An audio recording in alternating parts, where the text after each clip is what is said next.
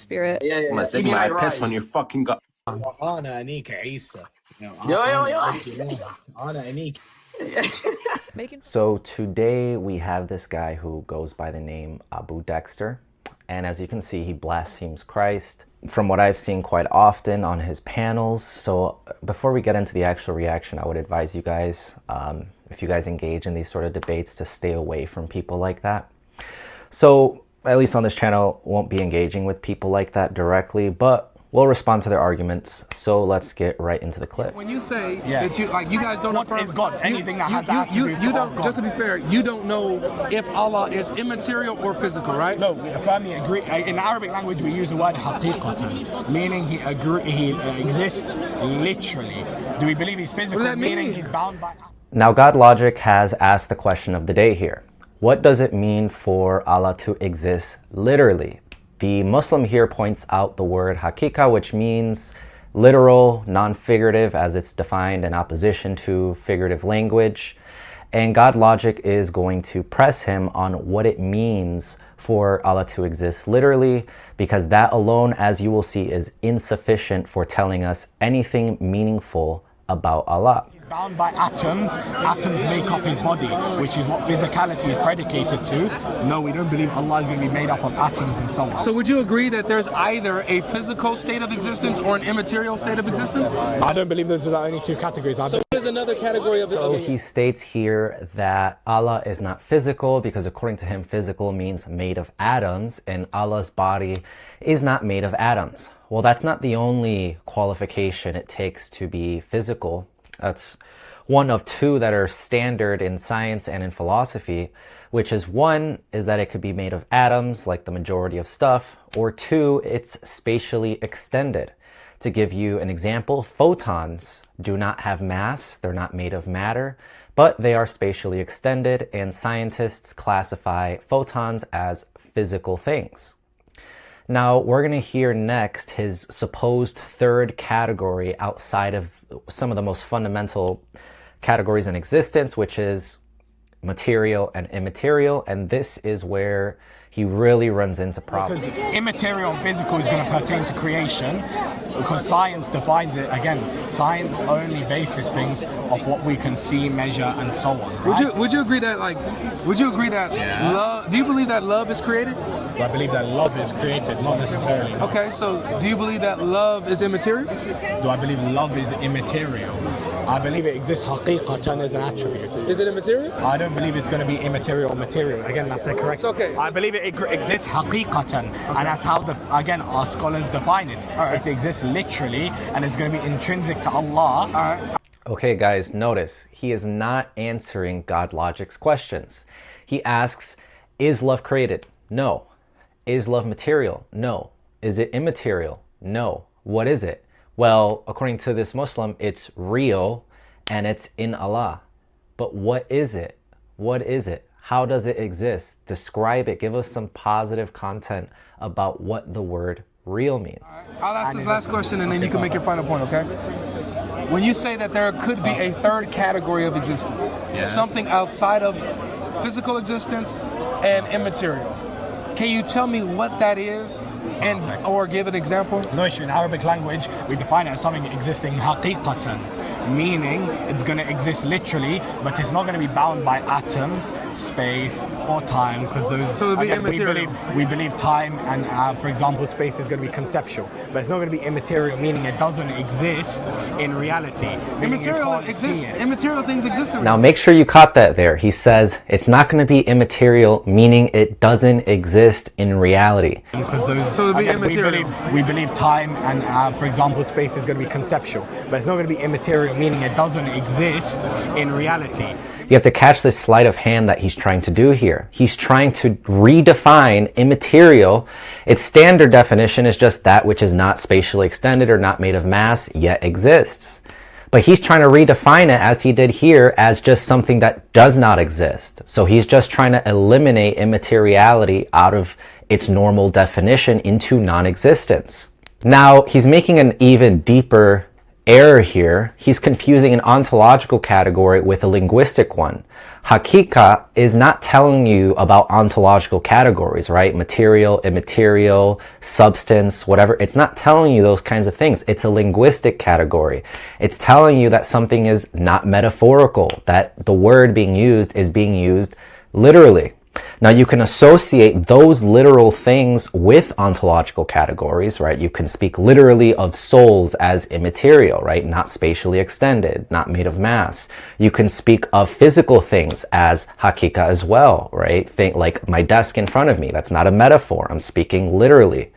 So he's trying to act as if the linguistic category is doing explanatory work for what God logic is asking for, which is a ontological category. He's asking in which way ontologically does God exist? If he's not material and you're denying things that are not material are not necessarily immaterial, then what is the third category? And this Muslim cannot give an answer except equivocate and make category errors between linguistic categories and ontological categories. We don't believe, again, when we're talking about existing, can you see something immaterial?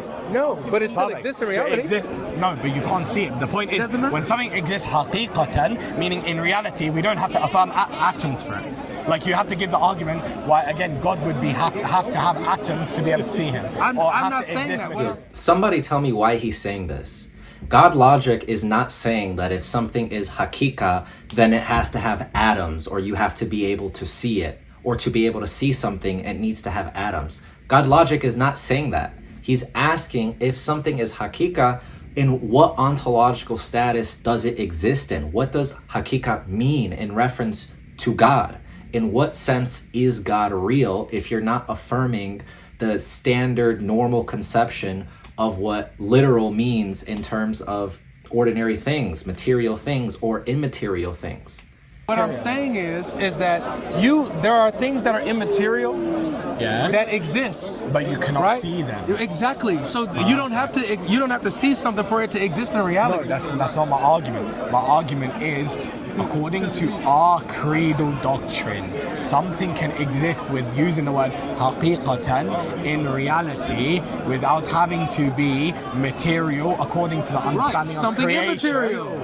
nor something immaterial, that which you can't see or perceive. Okay, so then what? Yeah, you're not telling me what that material, is. Something existing material is subject to atoms, yes or no? Something existing materially is going to be subject to atoms, space, and time.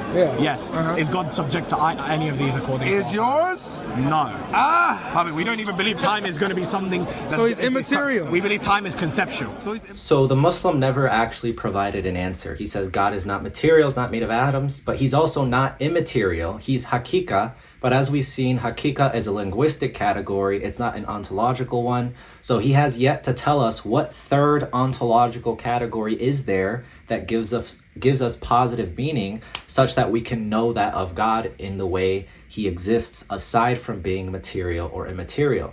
And the next clip is even more embarrassing for him. So when you're saying God exists before time, that question doesn't make with sense. That? Do you agree that Allah exists? I don't believe time in of itself is an existence. I believe it's a concept. So when is time material? No, it's conceptual. So is it immaterial? Yes, it's going to be something conceptual. Hold on. So just because it's conceptual, I'm just asking. I don't believe time exists in haqiqatan, in reality. Time does not exist in reality. So I'm just asking, you said it's immaterial, correct? Yes. Now we're trying to ask whether Allah is immaterial just like time. So he makes the same mistake here. He says that I don't believe time is in reality, it's just conceptual. And then he says, so it's not hakika. So he tries to associate immateriality, which he agrees with here, time is immaterial, with not being hakika, right? But he's conflating, again, the linguistic category of non-literal with an ontological category, right? Non-physical, non-material, or as he says, it is immaterial. Time is immaterial. Let me give you a simple example why he's wrong here. Imagine a book has the word unicorn, and it is being used to denote a literal unicorn, right? The thing that looks like a horse, it's a mystical creature with a horn. Now imagine another book has the word unicorn, but in the sentence it says he's acting like a unicorn. And what it means is that it's describing a person being very mythical, right? The first one is a literal sense. It is hakika, right? The second one is figurative. It is not directly denoting the conceptual animal, right? The unicorn, the mythical creature. But we wouldn't say that in the first sense, it's not hakika, right? Just because it's in our mind, unicorns don't exist, right? It is hakika. It is the literal meaning of the text as it directly denotes what a unicorn is. The second one is figurative, right? He's acting like a unicorn. That is not hakika. That's why it's a linguistic category. He keeps trying to associate hakika in literal with some form of materiality, though he denies the type of materiality that is, atoms, spatially extended or whatnot, the normal kinds of materiality. And so he rejects immateriality. And as you'll see in this next clip, that's where he gets forced into saying that God is material, but not physical. I don't believe he's going to be physical if physical means atoms and so on. So he's immaterial. I don't hold that he's immaterial, meaning he doesn't exist haqiqatan. Sorry, so you don't think he's immaterial? No, I don't believe he's completely immaterial. So meaning is you Allah cannot perceive material? him. Yes, Allah is material. So your God is matter. Thank you. I want to ask you. Shaq, can I respond? The great part. No, it's my turn. Can I respond? It's my turn. You didn't even. You said yes Here's or no. the thing. We believe he's going to exist haqiqatan, meaning in reality. If by physical you mean attributes. By haqiqatan you mean material, Wait, correct? No. If, track. By I'm physical, now trying to track. Is he material? Is he material? Okay, if by material you mean you can perceive him with No, the that five he's material. senses. By what material means? If by material you mean atoms, meaning physical, no. Meaning material. No. What's the difference between material and physical? Perfect, no issue. I'm saying It's never an issue until it's time to explain. Go on. Again, I'm saying how you define it. Because I'm using the word haqiqatan, but you're not accepting the word. I'm not existing. I mean, clearly not. You're not accepting the word. Anyway. Here's the thing. So here's the problem.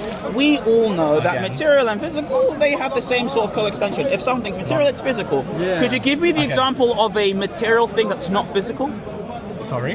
Give me. I'm gonna lean into the mic. Just give me a second. I don't have one, right? The material thing is physical. So, give me an example of something that's material that isn't physical. Perfect. I don't need to because I don't believe. He doesn't need to. Hey, everyone clap for him. Round of applause. So he finally got pushed to his breaking point. It's because he tried to associate that which is not hakika with that which is immaterial, that which is just conceptual. So if that which is not hakika is immaterial, he's going to be forced to associate that which is hakika with material in some sense. And that's exactly what he tried to do. He tried to say that, well, God can be material, but not physical. And what he meant there, as he says, is that by physical, he means not made of atoms. If we're taking the standard definition, sense scientifically and philosophically, it's not spatially extended. So what he's trying to do is he's trying to take one of the categories, just take its name and completely empty it of its meaning, right? And so we're left with the exact same problem we were with at the beginning with God logic, which is what does it mean for God to exist literally or hakika or real in a direct non-figurative sense? What does that mean? And he has not explained it, and he got pushed to the point where he has to admit God is material, but at that point it's just a completely empty label that means nothing. And this points to a broader issue in the Salafi tradition with the attributes, where they have to affirm the attributes are real, they're distinct, they're literal, and yet they're not the essence. And they try to make a distinction between affirming the name, literally, and not affirming the modality or the way in which it exists. But as you can see here, they struggle to defend that very distinction because trying to talk about a name without the way in which it exists leaves you with an empty can. It's devoid of meaning.